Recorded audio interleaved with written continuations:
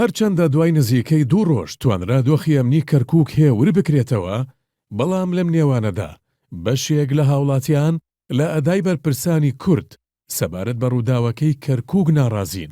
بەشێک لە هاوڵاتیان کە ناڕەزایەتیەکانی خۆیان زیاتر لە ناو تۆڕە کۆمەڵایەتیەکان دەربڕیوە، ڕەخنەی جیاوازیان ڕوبەڕووی بەرپرسانی هەرێم کردوتەوە.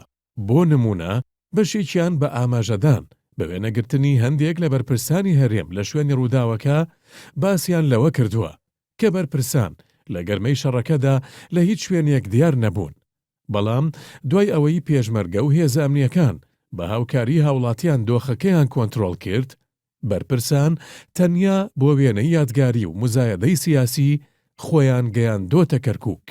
یەکێکی تر لەو ڕەخنانەی ڕوبەڕووی بەرپرسانی هەرێم و بە تایبەتیش بارزانی کراوەتەوە ئەوەیە بارزانی زۆر درەنگتر لە حەیدەر عەبادی سەرۆکوەزیرانی عێراق هەڵوێستی خۆی سەبارەت بە ڕووداوەکە دەربڕیوە. تەنانەت بارزانی کاتێک ڕاگەیاندراوەکەی بڵاو کردەوە کە شەڕەکەی کەرکووک لە کۆتاییدا بوو. بەشێکیش لە هاوڵاتیان ئاماژەیان داوە بە ڕاگەیاندراوەکەی بارزانی کە تیایدا باسی لەوە کردهبوو کۆسرەت ڕەسووڵی بە سیفەتی جێگری سەرۆکی هەرێم ڕاستپاردووە بۆ کۆنتڕۆڵکردنی دۆخەکە. بەڵام کۆسرەت ڕەسووڵ تەنیا کەمێک دوای ڕاگەیاندراوەکەی بارزانی شکستی هێرشەکەی داعشی ڕاگەیاند. جگەلەوەش کۆسرەت ڕەسووڵ لە ماوەی 2 ڕۆژی ڕووداوەکەی کەرکووکدا نەک بە سیفەتی جێگری سەرۆکی هەرێم بەڵکو بە سیفەتی جێگری سکرتێری گشتی یەکێتی لێدوانی بۆ میدیاکان داوە.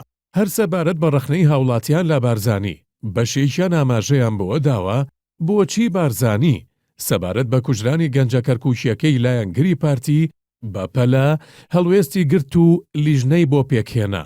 بەڵام سەبارەت بە هێرشەکەی داعش کە هەموو کەرکووک کەوتبووە مەترسیەوە درەنگتر لە هەر کەسێکی دیکە هەڵوێستی گرت. ئەو بەشە لە هاوڵاتیان ئەوەشیان بیرهێناوەتەوە کە بارزانی لە ڕۆژی یەکەمی دەستپێکردنی ئۆپراسیۆنەکەی مووسڵدا خۆی لە نزیکەوە بە دوواداچوونی بۆ دۆخەکە دەکرد و تەنیا چەند کاتژمێرێک دوای دەستپێکردنی ئۆپراسیۆنەکە لە بەرەکانی جەنگەوە کۆنفرانسی ڕۆژنامەوانی ئەنجامدا. بەڵام بارزانی لە کاتێکدا کەرکووک بە دڵی کوردستان ناودەبات ئامادە نەبوو تەنانەت دوای ڕووداوەکەش سەردانی کەرکووک بکات. ڕەخنەیەکی دیکەش کە هاوڵاتیان ڕوبەڕووی بەرپرسانیان کردوتەوە ئەوەیە کە چۆنیەتی ڕوبەڕووبوونەوەی داعش لە ناو کەرکووکدا جۆرێک لە شپرزەیی و بێپلانی پێوە دیار بووە. بۆ نمونە تا ئێستاش دیار نییە چیە سەرپەرشتی ئۆپراسیۆنەکەی کردووە یان نەیانتوانی بە جۆرێک هێزەکان و بە تایبەتیش خەڵکە خۆبەخشەکە ڕێک بخەن بۆ ئەوەی کەمترین ژمارەی پێشمەرگە و هاوڵاتیان شەهید و بریندار بن.